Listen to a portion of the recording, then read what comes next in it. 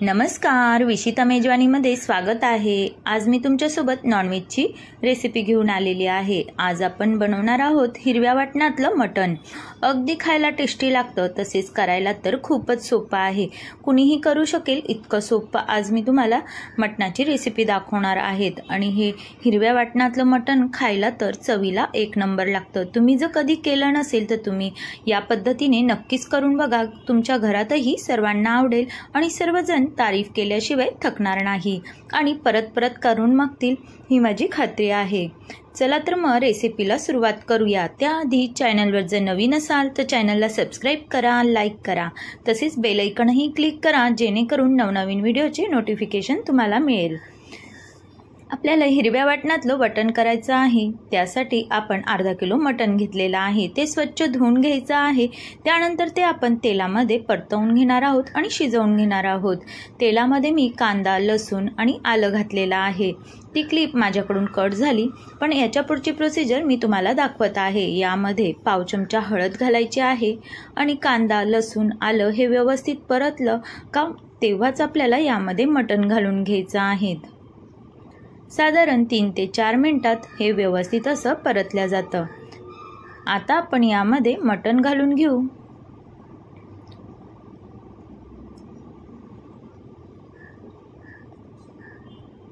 मटणही आपल्याला तेलामध्ये व्यवस्थित असं परतवून घ्यायचं आहे।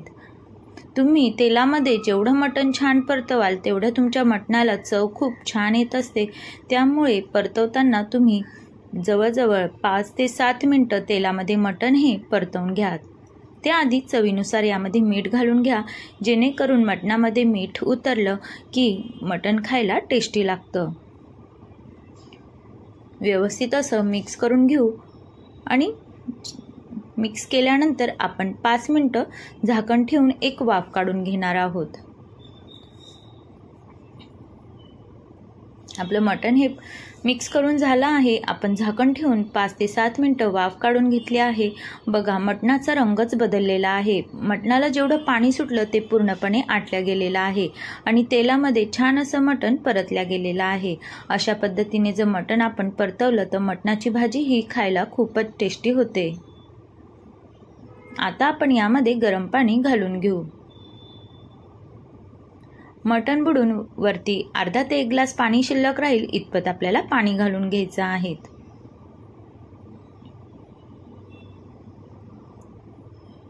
व्यवस्थित मिक्स करूया आणि 2 ते 3 शिट्टी आपल्याला काढून घ्यायची आहेत। व्यवस्थित असं मटण शिजल्या गेलं पाहिजे।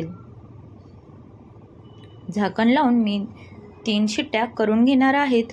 तोपर्यंत आपण भाजीसाठी मसाला बनवून घेऊ। त्यासाठी मी खोबरं घेतलेलं आहे। 3 मोठे कांदे मी उभे कट करून घेतलेले आहे। त्यानंतर 2 टोमॅटो घेतलेले आहे। टोमॅटोच्या बिया काढून टाकलेल्या आहेत। आपल्याला कांदा हा तेलावर परतवून घ्यायचा आहे। ब्राऊन रंग येईपर्यंत कांदा आपल्याला परतवायचा आहे।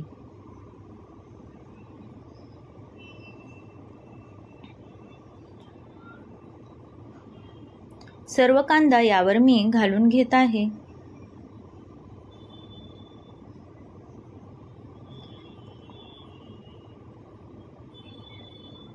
साधारण 4 ते 5 मिनिटात कांदा हा अगदी ब्राऊन रंग येईपर्यंत परतवून तयार होतो।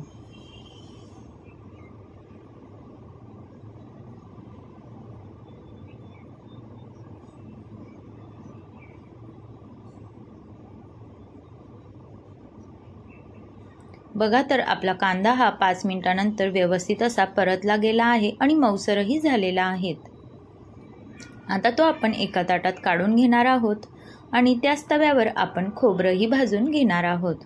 खोबरंही आपल्याला ब्राऊन रंग येईपर्यंत भाजून घ्यायचं आहे।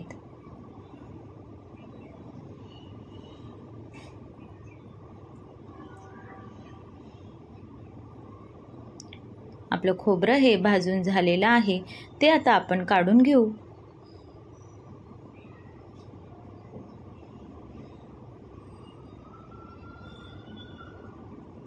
आता आपल्याला कांदा, खोबरं आणि टोमॅटो एकत्र मिक्सरला फिरवून घ्यायचे आहे। अगदी बारीक पेस्ट आपल्याला करायची आहे। त्यानंतर आपण या ठिकाणी पुदिना आणि कोथिंबीर घेतलेली आहे। आपण हिरव्या वाटणातलं मटण बनवत आहोत, त्यामुळे आपल्याला अर्धी वाटी चांगली अर्धी गड्डी पुदिन्याची घ्यायची आहे आणि कोथिंबीरही भरपूर अशी घ्यायची आहेत। जवळजवळ 2 इंच मी मोठी एक वाटी प्रमाण घेतलेलं आहे। त्यानंतर हिरवी मिरची, लसूण आणि आलं घेतलेलं आहे। आपण या ठिकाणी लाल तिखटचा वापर करणार नाही, त्यामुळे या ठिकाणी आपण हिरवी मिरची जास्त घेतलेली आहेत। पुदिना आणि कोथिंबीर आणि त्यामध्ये आपण अर्ध लिंबू पिळून घेणार आहोत, जेणेकरून त्याचा हिरवा रंग हा टिकून राहील। आणि अगदी बारीक पेस्ट आपण मिक्सरला फिरवून घेऊ। आपले तिन्ही वाटण तयार झालेले आहेत। कांदा, खोबरं आणि टोमॅटोचं, त्यानंतर हिरवी मिरची, लसूण, आलं आणि पुदिना आणि कोथिंबीर असे तिन्ही वाटण मी वेगवेगळे मिक्सरला फिरवून घेतले आहेत। आता आपलं मटणही शिजून तयार झालेलं आहे, ते आता आपण एका भांड्यात काढून घेऊ।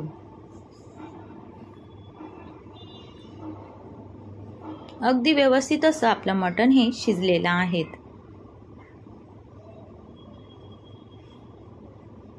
ह्याच कुकरमध्ये आपण भाजी बनवून घेणार आहोत, त्यामुळे हे मटण आपण एका भांड्यात ओतून घेतलं आहे आणि जवळजवळ 5 ते 6 चमचे आपण तेल यामध्ये घालून घेतलेला आहे। नॉनव्हेजची भाजी करत असताना आपल्याला तेलाचा वापर हा थोडासा जास्तच करावा लागतो, त्यामुळेच मटणाची भाजी किंवा कुठलीही नॉनव्हेजची भाजी खायलाही टेस्टी होत असते।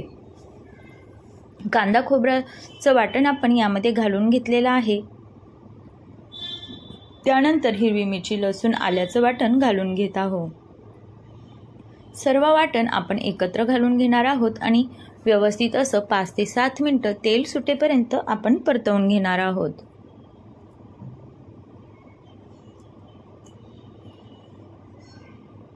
आता आपण यामध्ये पुदिना आणि कोथिंबीरीचं वाटण घालत आहोत। पुदिन्याने आपल्या भाजीला चवही छान येते आणि भाजी दिसायलाही खूप छान दिसते। आणि पुदिना खायला थंड असतो, त्यामुळे आपण भाजीत घातला तरीही तो खूपच आपल्या शरीरासाठी लाभदायक असतो। आपला मसाला हा परतलेला आहे, पूर्णपणे सुक्का असा झालेला आहे। आता आपण यामध्ये 2 चमचे एव्हरेस्टचा चिकन मसाला घातलेला आहे। आपण यामध्ये दुसरे कुठलेही मसाले वापरत नाही, फक्त आपण चिकन मसाल्याचा वापर केलेला आहे। त्यानंतर आपण बॉईल केलेलं मटण यामध्ये घालून घेणार आहोत आणि मसाल्यामध्ये व्यवस्थित असं परतवून घेणार आहोत। 2 ते 3 मिनिटं एक वाफ काढून घेणार आहोत। त्याआधी आपण यामध्ये चवीनुसार मीठ घालणार आहोत। लक्षात ठेवा, आपण बॉईल करतानाही मीठ घातलेलं आहे। आता आपल्याला भाजीपुरतंच मीठ यामध्ये घालायचं आहे आणि झाकण ठेवून एक वाफ आपण काढून घेऊ।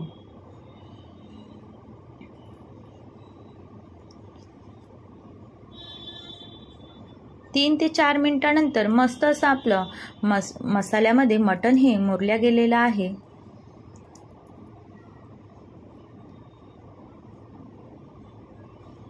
अशा पद्धतीने जर आपण मटण वाफवून घेतलं तर मटणामध्ये मसाला हा व्यवस्थित असा मुरला जातो आणि मटण खायला टेस्टी होतं। आपण 1 वाटी सूप यामध्ये घालून घेतलेला आहे आणि व्यवस्थित मिक्स करून परत एकदा एक वाफ काढून घेऊ।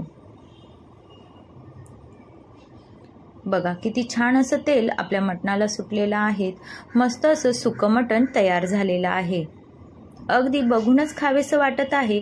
मसालाही छान असा परतला गेलेला आहे। तर तुम्हाला ही सुकं मटण कसं वाटलं कमेंट्स करून नक्की सांगा। अगदी करायला सोपी अशी रेसिपी आहे।